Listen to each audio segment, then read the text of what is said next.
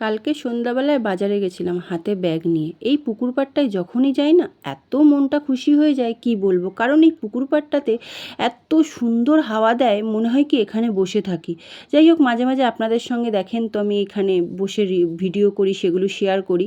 কমেন্টে জানাবেন হ্যাঁ কেমন লাগে ভিডিওগুলো পুকুর পাড়ে। তাহলে মাঝে মাঝেই পুকুর পাড়ে বসে একটু করবো, বেশি দূর না আমার বাড়ির থেকে একটুখানি।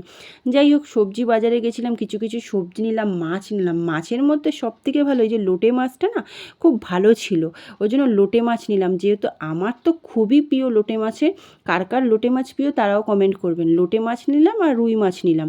যেহেতু দুই রকমের মাছ ছিল ভালো, তার জন্যই নিলাম। হ্যাঁ ছিল, ট্যাংরা মাছ ছিল, বাট ওই ট্যাংরা মাছটা না অত একটা ভালো লাগেনি। বড় বড় মোটা মোটা ওই ট্যাংরা ভালো লাগে না, দেশি ট্যাংরা থাকে না সেগুলো ভালো লাগে। তারপরে আলু, পেঁয়াজ, তরমুজ, বেগুন, বাঁধাকপি, একটাই বাঁধাকপি ছিল ছোট্ট রকম, তার জন্য বাঁধাকপিটা নিলাম। দেখি বাঁধাকপির কী করা যায়। আর নিলাম ডাব, শ্যাম্পু, তেঁতুলটা নিয়েছি বাসন মাজার জন্য। আচ্ছা, এটা পরের দিনের ভিডিও। হ্যাঁ, কিছুটা আগের দিন রাত্রের ভিডিও ছিল আর কিছুটা পরের দিন দুপুরবেলার। আজকে দুপুরবেলায় রান্না করেছি হচ্ছে মুসুরির ডাল টমেটো দিয়ে, মাছের তেল, আলু পেঁয়াজ দিয়ে, আর হচ্ছে লোটে মাছের ঝুড়ি।